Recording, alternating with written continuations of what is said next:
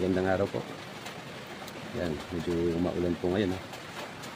Parang magtatagal yung ulan dahil sa dating ng ulan. Medyo mahina lang siya pero mukhang hanggang maghapon po. Mag-ingat po lang po kayo sa pagdadrive, no? Sa mga lahat ng driver. Huwag po masyadong mabilis ang pagdadrive, pagmamanero para iwas po tayo sa aksidente.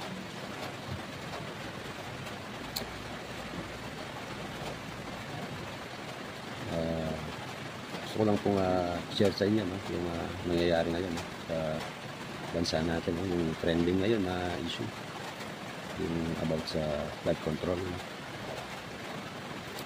Ayun po, nangyayari ang daming pera nawawala sa atin, no? Pera po ng bayan yan, lahat po ng Pilipino ay may share dyan.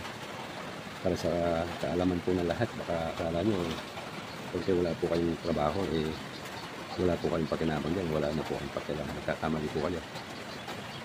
Tayo po lahat ay may contribution dyan. Paalam ko lang po sa inyo na kahit na simpleng mamamayan lang po kayo, kahit wala kayong trabaho, may contribution po kayo dyan. Kasi po, once na bumili po kayo ng mga gamit, mga pagkain sa grocery, sa tindahan, ibig sabihin po, nagbayad na po kayo ng buwis. Kasi yung mga binibili po natin, may mga tax yan. Yung mga kumpanya na gumagawa ng mga kagamitan, mga pagkain, mga groceries, ano man po yan, nagbabayad po ng tax yan. So, ibig sabihin po, pagka bumili ka ng tax na ibinayad ng yung dagdag buwis, yan, nagbayad ka din po doon. So, yun po ang ibig ko sabihin na baka akala nyo po, wala kayong trabaho, hindi po kayo nagbabayad ng buwis. Mali po, mali po yan. Ngayon po, pagka may trabaho tayo, medyo mataas yung tax na binabayad natin kasi nadididak na tayo sa trabaho natin, tapos mamimili pa tayo. So, malaking buwis po yung natin binabayaran. Kaya po yung nangyari nga po ngayon sa ginagawang hearing ng Senado, napakasakit po ng mga nangyayari, pero tayo mga simple Pilipino po wala naman po tayo magagawa sa ganyan. So pinapaubayan na po natin sa mga nating mga nasa gobyerno, lalo ng mga senador, mga lawmaker po, sila na po yung bahalang mag-imbestiga sa ganyan. Sana naman po ay magawa nila ng solusyon yan at nahuli yung mga, kasi naman po yung mga gumawa ng mga corruption sa gobyerno. Dahil po pera po ng bayan yan, pera po ng lahat ng tao yan, hindi po sa inyo yan, hindi po ninyo pansarili yan, tinatrabaho niyo po yan para sa corruption, hindi niyo sahod yan, hindi po dapat kayo dyan kumikita sa corruption, mali po yan. So, yun po, no? Sana magkaroon ng linaw yung investigasyon nila. Dahil po, kawawa naman po yung mga taong nasasalanta ng ulan o malakas na bagyo. Lalo na po ngayon, maulan na naman. Kawawa po yung mga taong nasasalanta yung nilulubog ng ulan. Yan, dahil po sa mga sira-sirang project ng DPWH. Yeah, kaya yan, nilulubog po sila. Minsan nasisira yung mga tulay, mga flood control, mga wala namang nagawa, may kontrata, binayaran, pero wala namang flood control na ginawa. Ganyan po yung mga issue ngayon.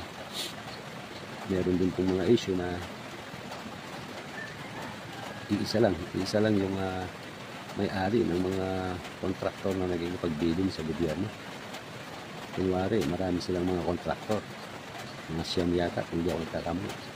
Pero isa lang pala ang may-ari, which is bawal na bawal po yun. Ewan ko lang po kung bakit nakakalusot sila. Dapat din palang naiimbestiga na pag sumali sila sa bidding, imbestigahan na kung sino po yung may-ari nun. Ganun po talaga dapat. Huwag muna maglabas ng mga pera ng bayan, huwag muna mag-approve.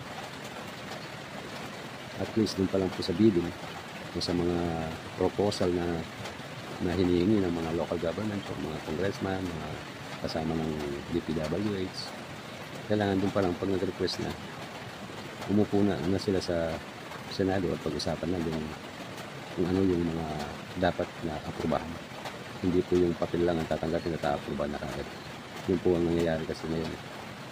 Katulad ng mga sekretary, pag ibinigay ng mga contractor, mga engineer, yung mga papel na ganito ang dapat, ganito ang kailangan, nakitang kumpleto dahil sa papel lang, na-aprobahan na.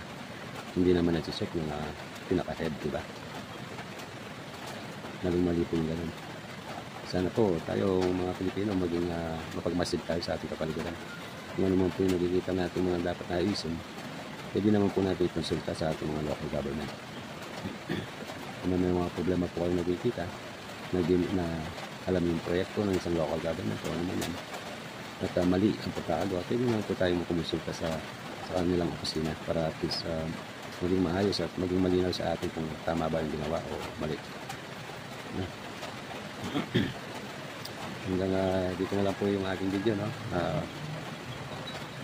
Masasabi ko lang po, maging mapagmasid po tayo at lahat po tayo, bawat isa sa ating mga Pilipino, tayo mga Pilipino po ay may contribution sa buwis. Mag-ingat po ang lahat, kung masyadong mabilis magmaneho para iwas po disgrasya. Maraming salamat po.